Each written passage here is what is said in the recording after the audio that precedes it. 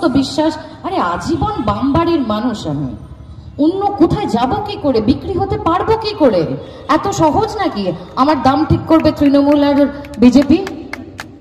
সুতরাং এই একদম মাথার ঘাম পায়ে ফেলে রোজগার করি, সেই রোজগারের পয়সায় চলি, কারোর দয়া দাক্ষিণ্যে চলি না। এবং আপনাদেরকেও বলবো, যারা হয়তো বাড়িতে শুনছেন, এখানে এই সভাতে নেই, যারা লক্ষ্মীর ভান্ডারের জন্য অপেক্ষা করছেন, তাদেরকেও বলবো নিজেদেরকে এত নিচে নামাবেন না।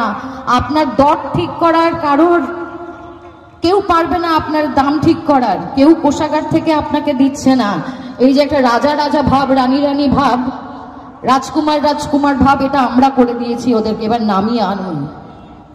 আজকে পূর্ণিমা, চাঁদ উঠেছে, আর এইখানে আমার একজন চাঁদ একটু আগে কথা বলে গেছে, আর একজন চাঁদ বসে আছে। এই যে বলে না আমাদেরকে তারকা, এই ওই, আমি নিজেকে ওটা মনে করি না। কারণ মানুষ, এই সেলিব্রিটি শব্দটা আমার আজকের দিনে গালাগালের মতো লাগে। কারণ এই যে সৃজনের সাথে যিনি দাঁড়িয়েছেন, সৃজনের উল্টো দিকে সায়নী ঘোষ, সুতরাং এই নামগুলোর সাথে না আমাদের নামগুলো জড়াবেন না। কারণ এরা যখন যেখানে পাল্লা ভারী হয়, তখন সেই পাল্লার সেইখানে দাঁড়ায়। সুতরাং ফুলে ফুলে ঢলে ঢলে অনেক ঢলানি দেখেছি সবার, আর ঢলানি অনেক হয়ে গেছে।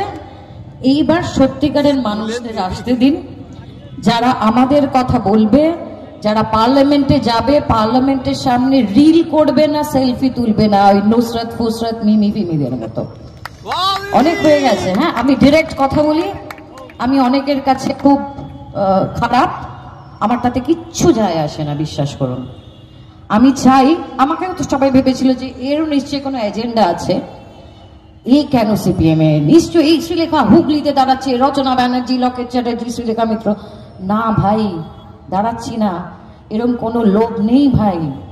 আমার লোভ হচ্ছে এই ছেলে মেয়েগুলো যাতে দাঁড়ায়, এই সত্যিকারের খেটে খাওয়া মানুষের কথা যারা পার্লামেন্টে গিয়ে বলতে পারবে, একটা বিলকে ল পাস করাতে পারবে, সেই সব মানুষগুলো যাতে পার্লামেন্টে যেতে পারে, তার আমি একদম খুব ভালো করে জানি। আমি আমার সময়, এবার সত্যিকারের মানুষদেরকে ভোট দিন, সত্যিকারের কাজের মানুষদের ভোট দিন, যারা শিক্ষার কথা বলবে, যারা স্বাস্থ্যের কথা বলবে।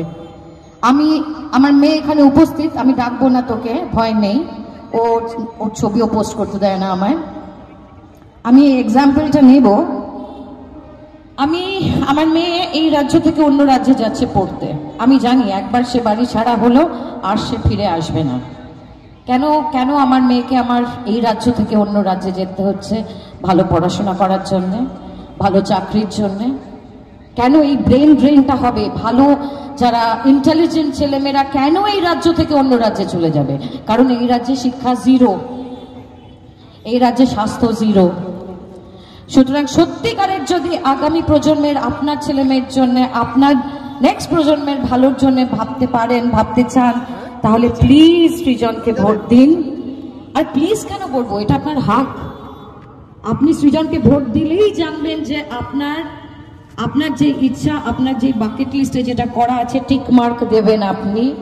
আপনার কথা, আমার কথা আবারও এই সৃজনেরা বলবে, ওই চাঁদেরাই বলবে। Thank you so much. ইনকিলাব জিন্দাবাদ।